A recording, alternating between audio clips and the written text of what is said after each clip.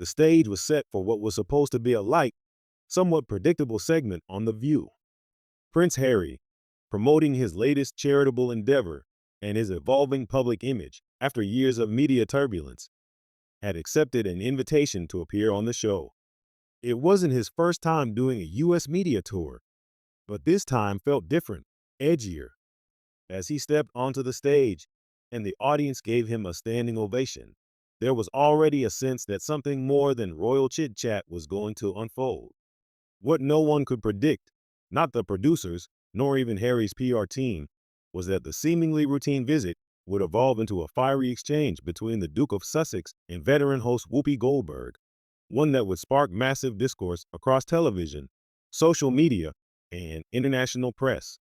The conversation began with typical fanfare. Sunny Hostin and Sarah Haynes exchanged light banter with Harry, asking about his children, his California lifestyle, and whether he missed the UK. But once Whoopi Goldberg took the floor, her tone was notably different. She didn't soften her voice or wrap her questions in flattery. She went straight to the point. "You've had a lot to say about your family," she began.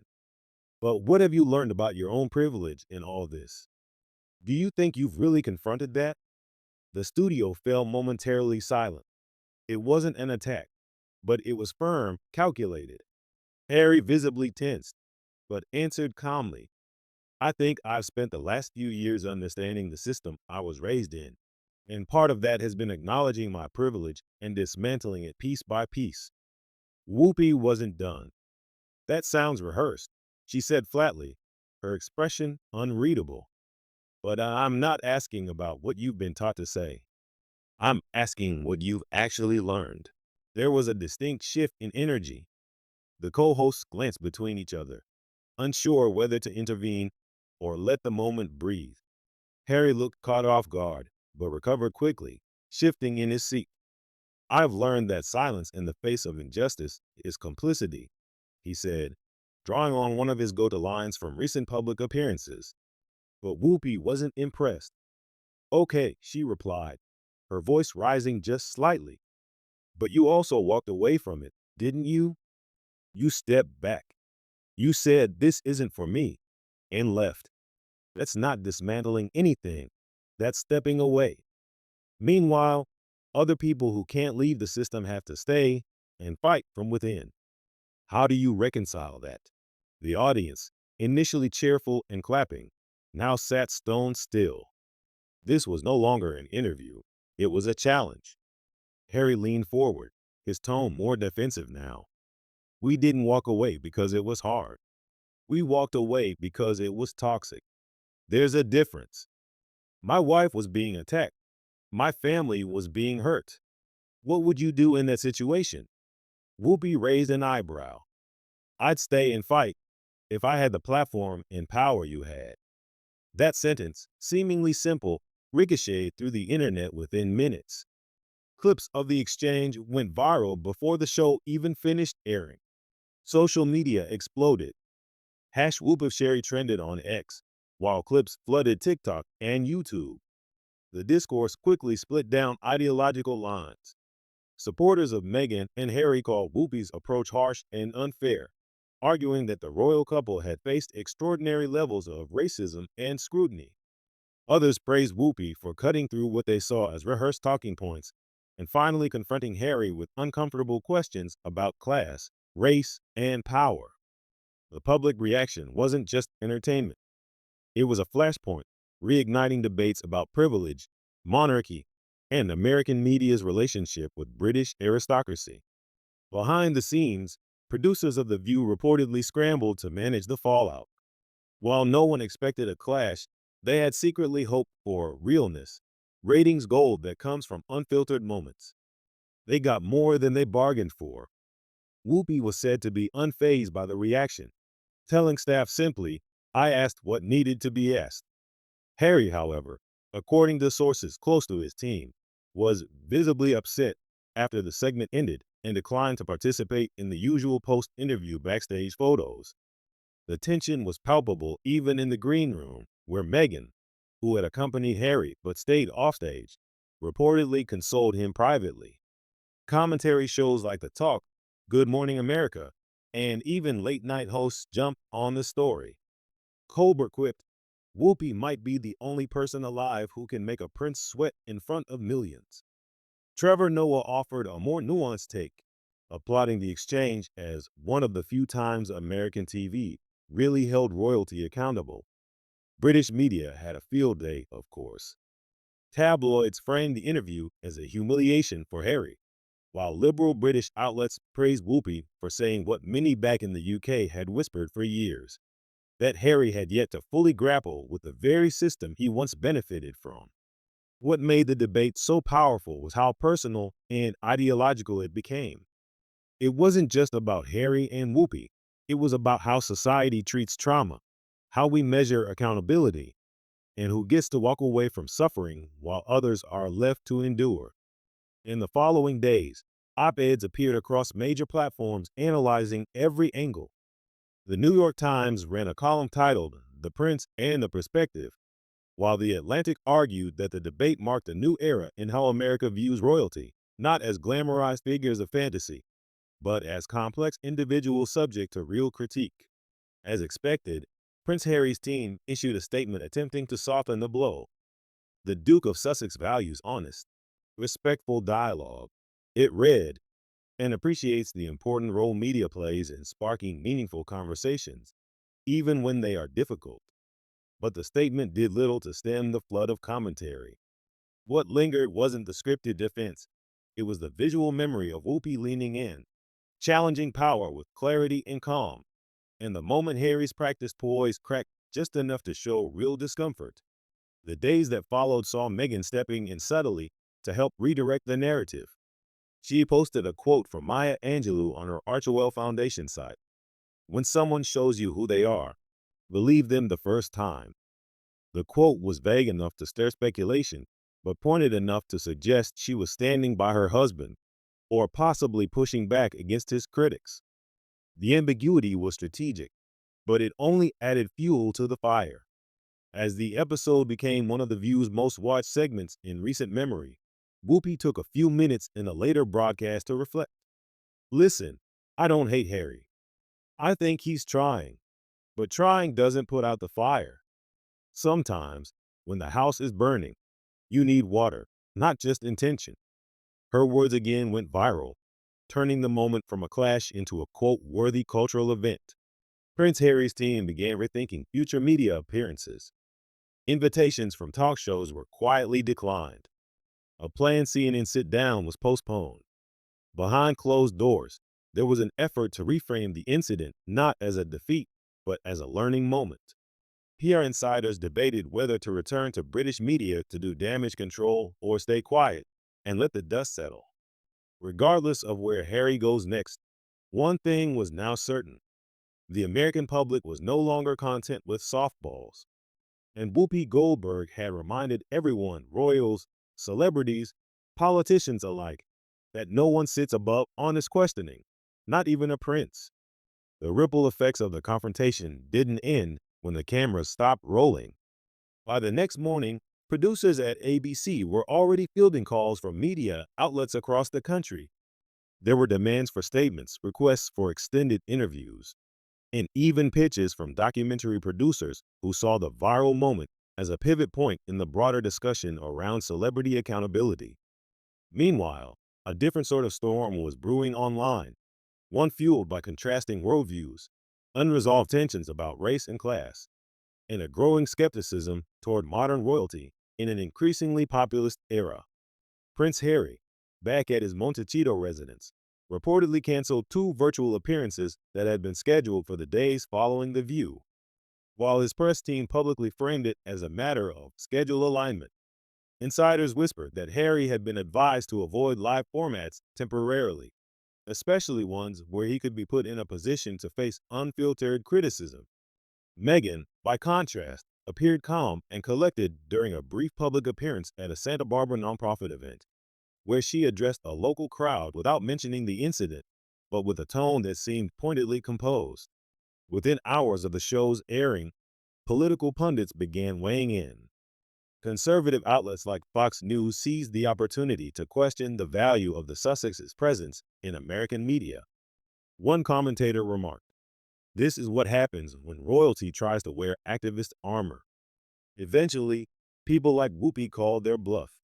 Meanwhile, progressive voices were more divided.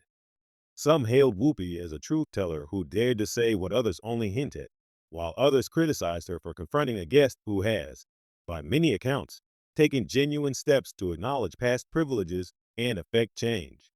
The polarization was sharpest on social media platforms. On TikTok, young progressive creators posted breakdowns of the exchange, often praising Whoopi's forthrightness. Some dug into Harry's past comments from his Netflix documentary and book, comparing his statements to the answers he gave on The View, noting inconsistencies. Others came to his defense, pointing to the trauma he's publicly disclosed, especially around the death of his mother and the intense scrutiny that followed his relationship with Meghan. Twitter, now X threads, sprang up dissecting Whoopi's tone, her history of confronting high-profile guests, and even suggesting that her line of questioning was calculated to reignite The View's cultural dominance in a competitive daytime television landscape. Meanwhile, inside the British monarchy, there was reportedly a quiet sense of vindication. Royal correspondents hinted that Prince William and other senior royals had long considered Harry's American media crusade to be reckless. According to one tabloid insider, a source close to Buckingham Palace allegedly said, "It was only a matter of time before the American press stopped treating him like a hero." Whether or not that quote was real, it echoed a sentiment quietly held in certain royal circles, that Harry's choice to step away from the institution and then critique it was always going to come full circle. Whoopi, for her part, refused to issue any sort of apology or retraction, and that decision was met with mixed responses. Fans of The View largely stood by her, arguing that her job as a host was not to coddle guests, but to challenge them when needed. Critics argued she had crossed the line by publicly dressing down a guest who had appeared in good faith. A few even claimed the moment had racial undertones, pointing out that an older black woman confronting a white British royal figure was inherently complicated, given the legacy of colonialism and monarchy. Yet others argued the opposite, that Whoopi was uniquely positioned to ask these questions, precisely because of her long-standing career in media and her lived experience navigating systemic structures of power. Backstage at The View, there was reportedly tension between the co-hosts. Sarah Haynes and Sunny Hostin were said to have expressed concern privately that the conversation had gone too hard, too fast, particularly for a daytime audience that expects informative but balanced dialogue. Joy Behar, however, apparently supported Whoopi's approach, allegedly telling her, "You did what the rest of us were thinking. That's why you're at the center seat." Executive producers were caught in the middle. While the show's ratings had spiked dramatically and online engagement was through the roof, they now had to weigh whether the blowback could impact future bookings. Already, one celebrity publicist anonymously told Variety that they were reconsidering putting their clients on The View in light of how aggressively Harry had been questioned. That same week, a previously scheduled charity gala in New York City featuring Harry and Meghan saw a drop in RSVPs. Organizers quickly issued statements reaffirming their support for the couple and their mission, but it was clear the interview had created ripples far beyond television. At the same time, right-wing political figures jumped on the opportunity to use the moment to discredit Harry and Meghan's broader narrative of victimhood. Some senators and media personalities on the right mocked the couple, portraying Harry as fragile and unprepared for real scrutiny. If a few tough questions from Whoopi are enough to rattle him, one Fox News host quipped, "How can we take anything else he says seriously?" Yet the irony remained that Prince Harry had, in many ways, asked for these discussions. In stepping into the American spotlight and redefining himself not just as a royal, but as a public intellectual and activist, he had opened himself up to the very kinds of interrogations that Whoopi represented. This was not the British press, known for its tabloid venom. This was American daytime television, a space where authenticity is currency and evasiveness rarely goes unnoticed. To many observers, Harry's reaction proved that while he might have escaped one palace, he had walked straight into another, one where the court of public opinion was every bit as merciless. Op-eds continued pouring in. One particularly viral piece in the Washington Post argued that what Whoopi did wasn't disrespectful. It was democratic. In a republic, even a prince answers questions. That quote alone was shared thousands of times, even printed on t-shirts by small Etsy shops capitalizing on the viral moment. Harry's critics and supporters alike used it to push their own narratives, some to reinforce Whoopi's right to ask hard questions, others to argue that Harry's message wasn't being heard because of cultural bias or misunderstanding. Adding to the complexity, a new interview surfaced from a podcast Harry had recorded weeks earlier, but had not yet been released until now. In it, he discussed how American media, for all its flaws, still allows more room for growth and dialogue than back home. The podcast, recorded prior to The View, now sounded almost ironic. Listeners dissected every word, reading into his tone and the language he used to describe his evolving relationship with the public. The timing of its release was unfortunate, adding further contrast to how he had expected to be received versus how it had actually gone. Meanwhile, Meghan began quietly redirecting attention to her own ventures. Her podcast, Archetypes, dropped a new episode focused on navigating public failure. Though she didn't directly mention The View interview, the symbolism was hard to ignore. Sometimes, when we try to rewrite our stories, she said in the episode, we forget that others are reading along. Critics immediately interpreted this as a veiled nod to Harry's stumble. Supporters, however, saw it as Meghan standing by her husband while reminding the public that growth is a public, painful process. Whoopi, unfazed, continued her role on The View as if nothing had happened, though she did make a few cryptic remarks in the days following. If you come to this table, be ready, she said during another episode. We talk here. That's what we do. The comment received applause from the audience and went viral once more. Even celebrities chimed in. Cardi B tweeted, Whoopi don't play LOL, while journalist Jim Lee Hill praised her as a rare figure in media who knows how to ask tough questions without being cruel. By the end of the week, what had started as an interview had become a cultural flashpoint. Not only had it challenged the narrative Harry had carefully constructed since leaving royal life, but it also raised broader questions about what Americans expect from celebrities, particularly those who cross international lines of power, culture, and privilege. The clash wasn't about Whoopi or Harry alone. It was about two very different understandings of what accountability looks like in the spotlight. In the days that followed, the conversation reached an international scale, drawing the attention of global media and reigniting debates about the relevance of the monarchy, American media ethics, and the fine line between journalistic integrity and public spectacle. Morning shows in the UK picked up the footage and replayed it with subtle glee. The British tabloids, long known for their animosity toward Harry and Meghan, capitalized on the moment with headlines like Whoopi wrecks Harry and American royals no more. British commentators declared the prince undone by American honesty, while palace loyalists quietly celebrated what they perceived as a rare moment of poetic justice. But back in the US, the discourse was far more complex. The video clip of the interview amassed millions of views across YouTube, X, and TikTok within just 72 hours. Influencers with massive followings began dissecting every frame by frame breakdowns popped up analyzing body language, tone, and even the pacing of Prince Harry's speech during the tense exchange. Some noted how his eyes darted away when Whoopi posed a particularly pointed question about colonialism and public responsibility.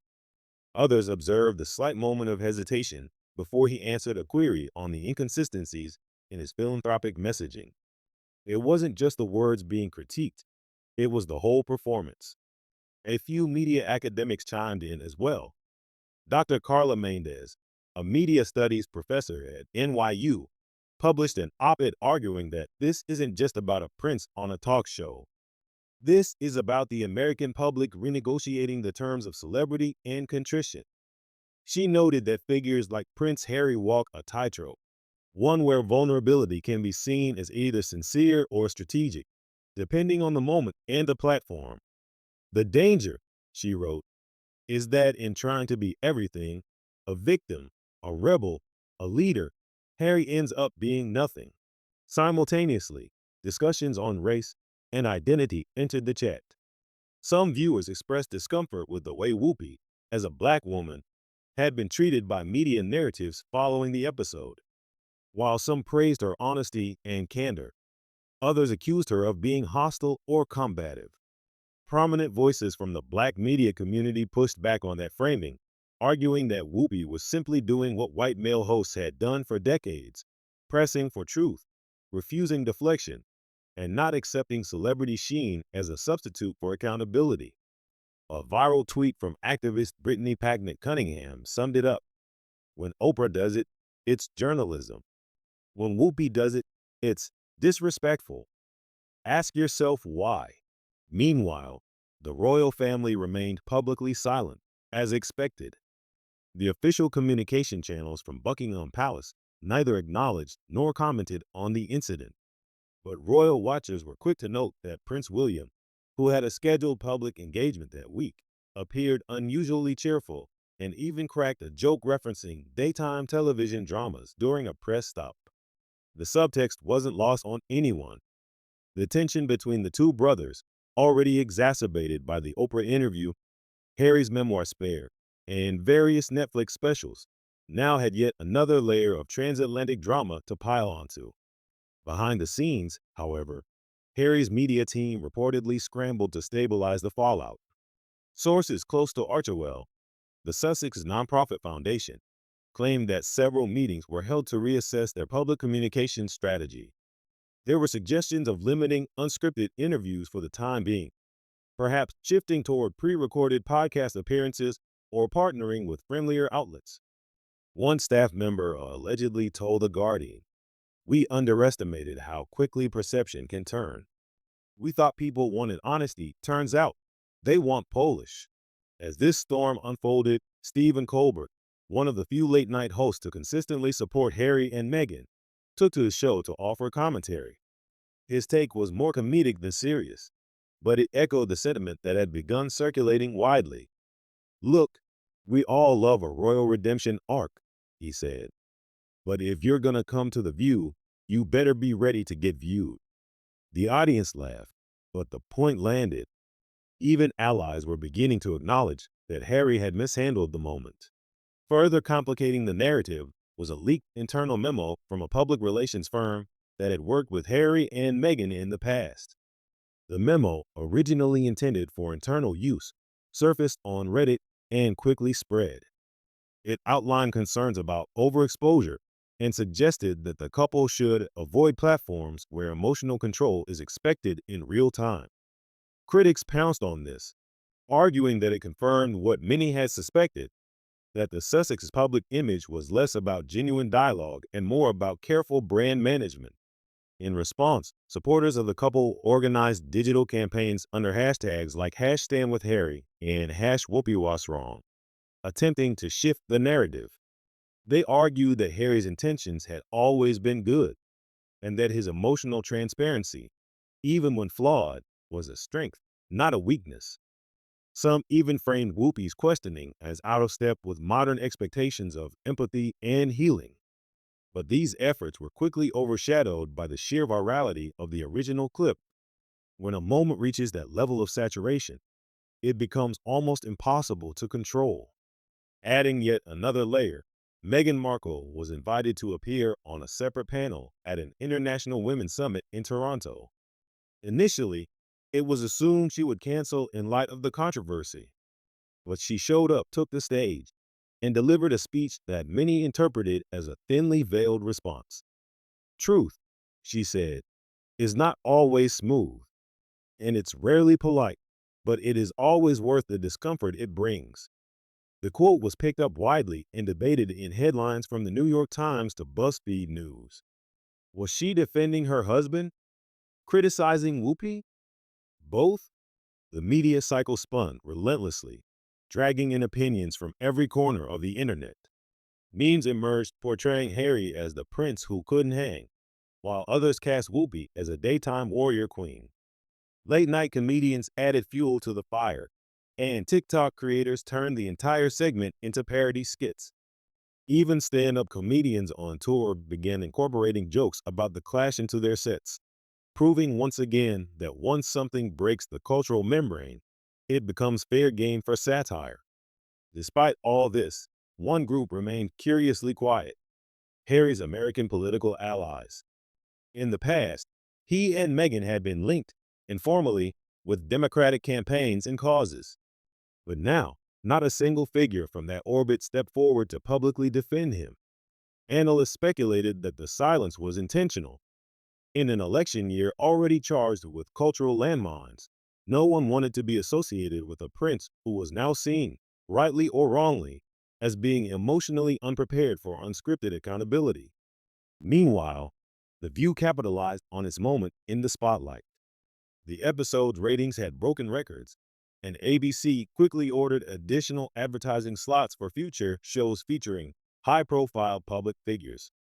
Rumors swirled that the network was trying to book Oprah, Michelle Obama, and even Taylor Swift for upcoming appearances, all part of a strategy to build on the newfound cultural relevance.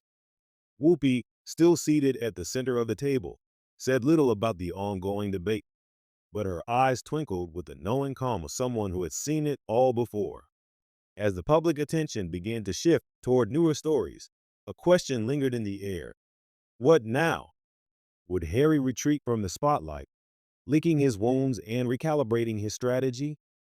Or would he double down and return stronger, more media savvy, and ready to face a public that was, for better or worse, no longer enchanted by the fairy tale?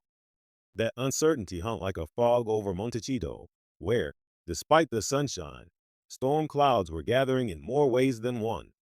As the media frenzy slowly settled into a simmer, the aftershocks of Prince Harry's confrontation with Whoopi Goldberg continued to reverberate in unexpected ways. What initially seemed like a fiery exchange on daytime television had now evolved into something larger, a litmus test of how far public opinion has shifted, not just on Harry himself, but on the entire notion of modern royalty, celebrity accountability, and the role of American media in upending power narratives. The first and perhaps most unexpected repercussion came in the form of a scheduled Netflix project. Titled Echoes of Exile, the series was set to document Harry and Meghan's journey post-Megxit, chronicling their transition into private citizens and their efforts in humanitarian work. But after the View appearance, Netflix quietly postponed the release, citing a need for final edits and narrative refinement. Behind the scenes, insiders suggested the streaming giant was wary of associating itself too closely with what was now being dubbed the Whoopi incident. With public discourse casting doubt on Harry's authenticity and emotional steadiness, execs reportedly feared that the timing might backfire. That wasn't the only domino to fall. A scheduled keynote speech Harry was supposed to deliver at a major tech summit in San Francisco was quietly handed over to a lesser-known climate activist. Event organizers remained tight-lipped, but anonymous sources close to the planning team disclosed that public optics played a key role in the last-minute change. What should have been a platform for Harry to advocate for environmental responsibility had now become a risk. The tech community, wary of the hyper-focus on brand identity and emotional volatility, wanted no part in fueling another viral storm. At the same time, a shift was happening within Harry and Meghan's inner circle. Several longtime staffers reportedly resigned, citing burnout and misaligned priorities. A particularly high-profile resignation was that of the couple's head of media strategy, who had previously worked on Barack Obama's post-presidency book tour. Her departure, according to multiple outlets, was the final straw after the View incident, not because of the backlash, but because of how poorly it had been anticipated. There was no strategy for what came next. One former staffer said, "They walked into that interview unarmored, thinking goodwill alone would carry them." And while Meghan remained largely out of the spotlight, her silence only fueled speculation. Was she upset by the outcome of the interview? Did she disagree with the approach Harry took? Or was she simply biding her time, waiting for a new opportunity to reclaim the narrative? Paparazzi photos of her visiting a wellness retreat in Ojai sparked a fresh wave of tabloid headlines. Healing from Whoopi read one particularly tasteless caption. But beneath the media noise, a more serious question was emerging. Had the American media finally tired of the Sussexes? Interestingly, Whoopi herself became an unlikely symbol in this whole saga. As clips of the interview continued circulating, viewers began reassessing her role in American television. For decades, she had been a mainstay, alternately revered and ridiculed, always outspoken, often controversial. But in this moment, many saw her as a sort of cultural elder, someone unafraid to pierce through image and PR gloss to demand accountability. A viral Medium article dubbed her the last real talk host, drawing parallels to Barbara Walters and Phil Donahue. In one particularly shared quote, the author wrote, "In a world of rehearsed vulnerability, Whoopi offered unrehearsed truth." Despite the polarizing responses, ratings for The View remained sky high for weeks. The producers, recognizing they had captured lightning in a bottle, attempted to replicate the energy by booking other controversial guests, political firebrands, disgraced celebrities, reformed billionaires. But none of them brought the same intensity. The Harry episode had been a perfect storm, a figure of global fame, an emotional moment, and a host willing to cut through the narrative armor. It was a singular media event, and no amount of posturing could duplicate its rawness. Meanwhile, social media's memory, usually as short-lived as a spark, refused to let this one go. Edits of the exchange were remixed with music, reimagined as soap opera scenes, even animated into parodies. TikTok creators staged dramatic reenactments. One comedic duo turned the entire interview into a Shakespearean soliloquy. It became a case study in how modern media doesn't just report, it digests, regurgitates, and transforms, often reducing nuanced moments to memeable content. And Harry, once the darling of digital empathy, now found himself at the center of a digital circus. But amidst the noise, there were quieter, more thoughtful reflections.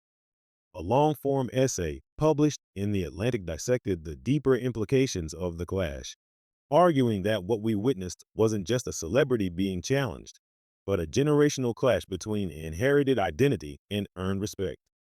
Prince Harry arrived with a name, the writer noted. Whoopi Goldberg has earned hers through decades of scrutiny, survival, and work. That was the real collision, legacy versus labor. Public opinion began to split. Polls conducted by YouGov and Morning Consult showed a noticeable dip in Harry's favorability ratings in the U.S., particularly among viewers over 35. However, younger audiences remained more forgiving, with many expressing that they still believed in his mission, even if he had fumbled the delivery. The conversation about emotional transparency, mental health, and media vulnerability remained front and center, albeit now shaded with a degree of caution. In the UK, the fallout took on a more schadenfreude tone. British press outlets, eager to reclaim the narrative, ran victory lap-style coverage. The Daily Mail published a sprawling retrospective on Harry's American media missteps. The Times of London quoted unnamed palace sources suggesting the prince had finally learned what royal discretion used to shield him from. And while no official comment came from the royal household, insiders suggested the incident only strengthened Prince William's position, not by action, but by contrast. Where Harry had become embroiled in spectacle, William remained a figure of stoic silence. That contrast, however manufactured, was now hard to ignore. Eventually, Harry did resurface, not with a grand comeback, but with a quiet podcast appearance. The platform was small, the tone somber. He acknowledged mistakes. "Sometimes you walk into a room thinking you're ready," he said, "and then the room teaches you otherwise." There was no direct mention of Whoopi, no defensive rhetoric, no spin. Just reflection.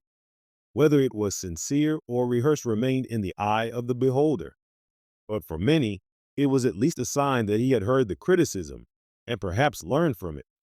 The moment Whoopi Goldberg embarrassed Prince Harry on live TV would not define either of them, but it would linger as one of those rare intersections where royalty, race, celebrity, and truth collided in real time.